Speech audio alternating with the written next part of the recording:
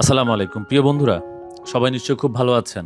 আজকে আপনাদের সঙ্গে সেনজেনের দুটি দেশ বুলগেরিয়া ও রোমানিয়া এবং নন সেনজেনের দুটি দেশ সার্বিয়া এবং বসনিয়া নিয়ে আলোচনা করব। বর্তমান সময়ে আপনি ইউরোপের এই দেশগুলোর কোন দেশটিতে আবেদন করলে আপনার জন্য ভালো হবে, আজকে সেই বিষয়টাই তুলে ধরার চেষ্টা করব।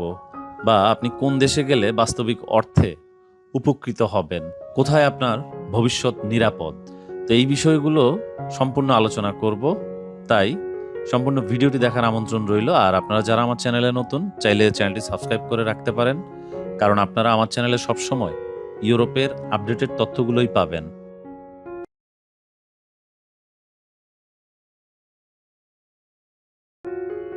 প্রিয় বন্ধুরা, বুলগেরিয়া ও রোমানিয়া এই দুটি দেশই ইউরোপীয় ইউনিয়নের সদস্য এবং বর্তমানে সেনজেনের অন্তর্ভুক্ত। এই দেশগুলো সেনজেনের নতুন অন্তর্ভুক্ত দেশ, তারা খুব রিসেন্ট সেনজেনের অন্তর্ভুক্ত হয়েছে। আর অন্যদিকে সার্বিয়া ও বসনিয়া, এরা ইউরোপের অংশ হলেও এখনও ইউরোপীয় ইউনিয়নের অন্তর্ভুক্ত নয় এবং সেনজেনভুক্ত তো নয়। তবে এই দেশগুলোকে ঘিরে প্রচুর বিভ্রান্তি রয়েছে, বিশেষ করে যারা নতুনভাবে ইউরোপে যাওয়ার চিন্তা করছেন তাদের মধ্যে।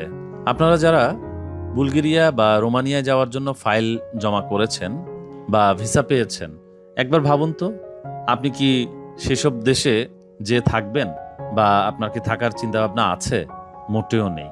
বাস্তবতা হচ্ছে বেশিরভাগ মানুষ এসব দেশকে ট্রানজিট হিসেবে ইউজ করে।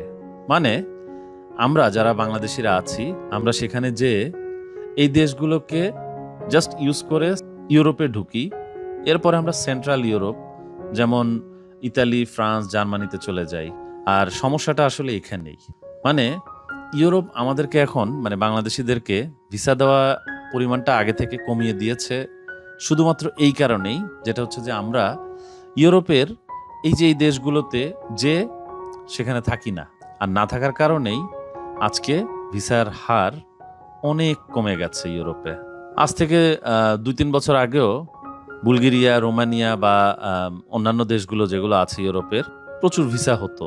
এখন পোল্যান্ড কিংবা পর্তুগাল, এই সমস্ত দেশগুলোতেও ভিসার পরিমাণ কমে গেছে। হাঙ্গেরির বর্তমানে অ্যাম্বাসির অ্যাপয়েন্টমেন্ট বন্ধই রেখেছে লাস্ট 6 মাস ধরে। ইতালিতে ভিসা বন্ধই।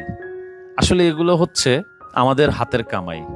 আমরা যারাই গিয়েছি কোনোভাবেই এই দেশগুলোতে থাকি না।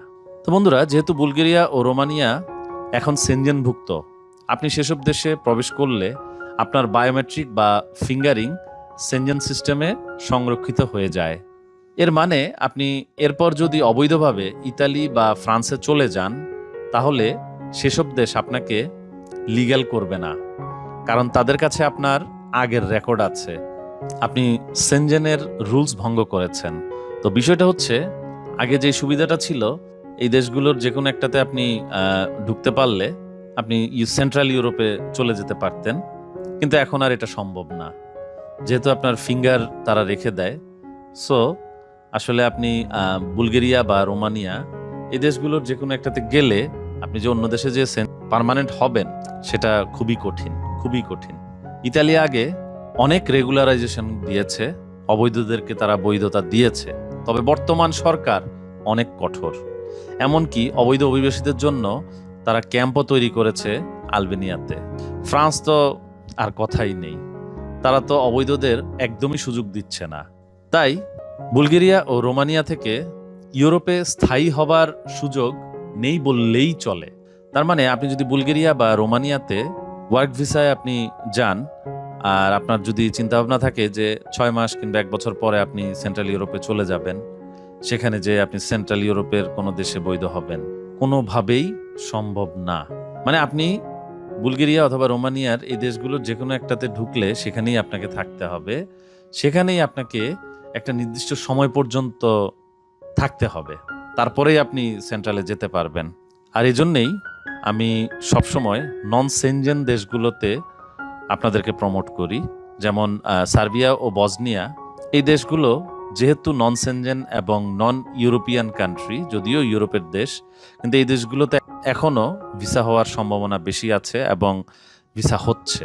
তাই আপনারা খুব সহজেই বসনিয়া এবং সার্বিয়া এই দেশে অ্যাপ্লাই করতে পারেন। সার্বিয়া 2025 সালে প্রচুর ভিসা দিবে, প্রচুর। বসনিয়া ও সার্বিয়াতে আপনি 5 বছর থাকার পর আপনি পার্মানেন্ট রেসিডেন্স পেতে পারেন। এরপর আরও 2 থেকে 3 বছর পরেই নাগরিকত্ব মানে পাসপোর্টের জন্য আপনি আবেদন করতে পারবেন। এছাড়াও ধর্মীয় এবং সামাজিক দিক থেকে মুসলমানদের জন্য আমি বসনিয়াকে প্রিফার করি। বন্ধুরা, বসনিয়া ও সার্বিয়া ক্রোয়েশিয়ার আশেপাশে অবস্থিত হওয়ায় ভবিষ্যতে সেনজেনভুক্ত হবার প্রবল সম্ভাবনা রয়েছে। ব্যবসা বাণিজ্যের জন্য এসব দেশে এখন অনেক উপযোগী। আপনি এখান থেকে সেনজেন দেশের সাথে বাণিজ্য সম্পর্ক রাখতে পারবেন বা ব্যবসা করতে পারবেন। এমনকি আপনি যে কোম্পানিতে কাজ করছেন তার অন্য ব্রাঞ্চ যদি ইতালিতে থাকে বা জার্মানিতে থাকে, আপনি কোম্পানির সাহায্য নিয়ে সেখানেও লিগ্যালি আপনি যেতে পারবেন। এরপরে সার্বিয়া ও বসনিয়াতে আপনার 5 বছর পর পিআর পাওয়া যায়। আর পিআর পেয়ে গেলে আপনি নিজ নামে বা যৌথ মালিকানায় জমি বাড়ি এগুলো কিনতে পারবেন। এমনকি 4-5 জন মিলে পার্টনারশিপেও সম্পত্তি কেনা যায় সেখানে। পিআর পাওয়ার 2 থেকে 3 বছরের মধ্যেই নাগরিকত্বের জন্য আপনি আবেদন করতে পারবেন। এভাবে ধাপে ধাপে আপনি সম্পূর্ণ বৈধভাবে একটি স্থায়ী ভবিষ্যৎ গড়ে তুলতে পারেন সার্বিয়া ও বসনিয়াতে। তো বন্ধুরা, মূল বিষয়টা সেটা হচ্ছে যে আপনারা যারা এই মুহূর্তে ভাবছেন যে রোমানিয়া বা বুলগেরিয়াতে যাবেন, সেখানে যেহেতু এই দেশগুলো সেনজেনভুক্ত, আপনারা সেই দেশে যেয়ে এরপরে অন্য দেশে চলে যাবেন, এই ভুলটা দয়া করে করবেন না। আপনি যদি ইউরোপে ঢুকতেই চান তাহলে আপনি এই মুহূর্তে অল্প খরচে যদি যেতে চান সার্বিয়া এবং বসনিয়াতে অ্যাপ্লাই করতে পারেন। এটা হচ্ছে আমার পরামর্শ, কারণ সার্বিয়া এবং বসনিয়া থেকেও আপনি চাইলে ইউরোপে সেটেল হতে পারবেন একটা নির্দিষ্ট সময় পরে। কিন্তু রোমানিয়া বা বুলগেরিয়াতে যেহেতু তারা ফিঙ্গার রেখে দেয়, এটা একটা জটিল প্রসেস। তো শেষ কথা এটাই বলবো, ইউরোপ এখন আর আসলে আগের মতো নেই। অবৈধ পথে গেলে ধরা পড়বেনই, সময় নষ্ট হবে, মানসিক চাপ এবং ভবিষ্যৎ অনিশ্চিত। বরং একটু ধৈর্য ধরুন, সার্বিয়া বা বসনিয়া যান, বৈধভাবে যান। একটু কষ্ট হলেও ভবিষ্যৎ কিন্তু আপনি নিজেই গড়ে তুলতে পারবেন। তো আজকের ভিডিওটা এতটুকুই ছিল। সম্পূর্ণ ভিডিওটা দেখার জন্য আপনাকে ধন্যবাদ। পরবর্তীতে নতুন কোনো ভিডিওতে আবারও আলোচনা হবে। তখন পর্যন্ত সবাই ভালো থাকবেন। আল্লাহ হাফেজ।